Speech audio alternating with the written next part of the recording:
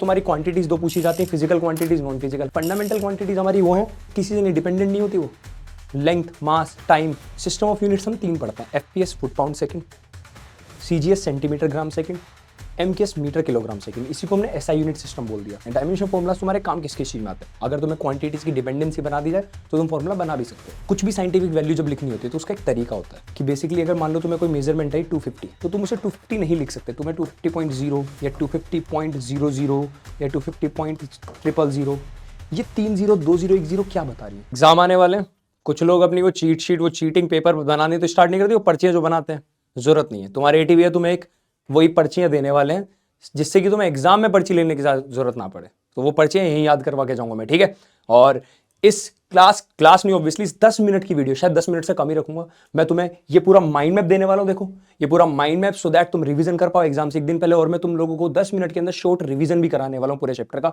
तो बस शुरुआत करते हैं जल्दी से। और हाँ, मैं तुम्हें पता है गला खराब, तुम्हें पता है मेरे गले में जो दिक्कत हुई उसकी वजह से थोड़ा सा आराम से इसी आवाज में बोल पाऊंगा, ज्यादा तेज नहीं। I am really sorry for that. पानी पीता रहूंगा, ठीक है। चलो तुम लोग भी पानी पीते रहो भाई, ठीक है। शुरुआत करते हैं। देखो सबसे पहले तुम्हारी क्वांटिटीज दो पूछी जाती है, फिजिकल क्वांटिटीज, नॉन फिजिकल। हमें पढ़नी फिजिकल क्वांटिटीज है। डायरेक्शनल डिपेंडेंसी के बेसिस पे डिवाइड करते हैं। डायरेक्शनल बेसिस यानी वेक्टर स्केलर क्वांटिटीज, टेंसर हमें नहीं पढ़नी होती। डिपेंडेंसी के बेसिस पर हम फंडामेंटल या फिर डिराइव्ड क्वांटिटीज पढ़ते हैं। तीसरी भी होती है सप्लीमेंट्री क्वांटिटीज, ठीक है। फंडामेंटल क्वांटिटीज हमारी वो है, किसी से नहीं डिपेंडेंट नहीं होती वो।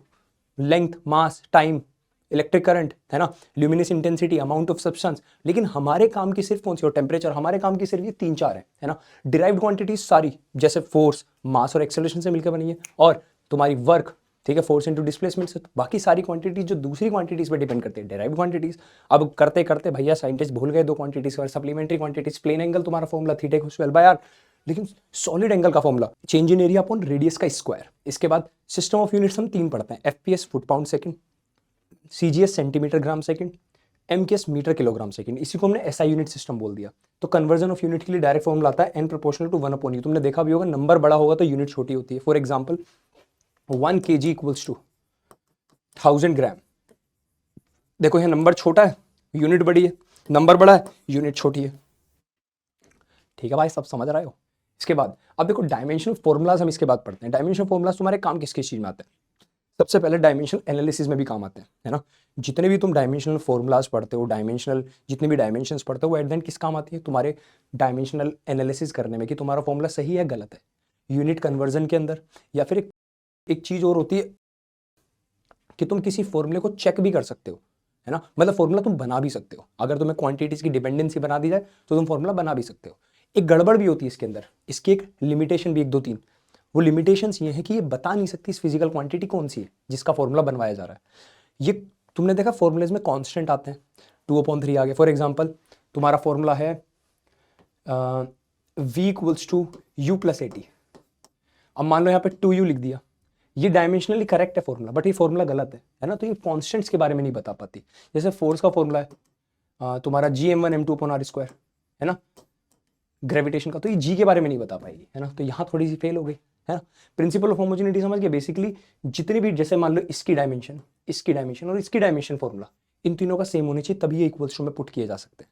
यानी सेम डायमेंशन ही आपस में ऐड या इक्वल्स टू में सब्ट्रैक्ट की जा सकती है, याद रखना ये बात। इसके बाद आता है significant figures. Significant figures basically वो नंबर्स होते हैं जब भी कोई साइंटिफिक इंटरप्रिटेशन की जाती है, साइंटिफिक वैल्यू लिखी जाती है। कुछ साइंटिस्ट जब एक्सपेरिमेंट करते हैं तो कुछ भी साइंटिफिक वैल्यू जब लिखनी होती है तो उसका एक तरीका होता है ना। वो तरीका ये है कि बेसिकली अगर मान लो तुम्हें कोई मेजरमेंट है 250, तो तुम उसे 250 नहीं लिख सकते, तुम्हें 250.0 या 250.00 या 250.000।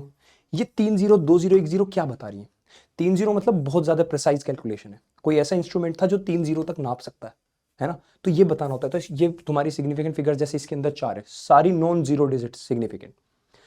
लेकिन अगर जीरो आ गई, ये डेसिमल के बाद की सिग्निफिकेंट होती है। डेसिमल देखो, डेसिमल में देखो नंबर 1 से छोटा है, तो नॉन जीरो डिजिट से पहली वाली जीरो काउंट नहीं होगी, लेकिन देखो बाद वाली काउंट होगी 4।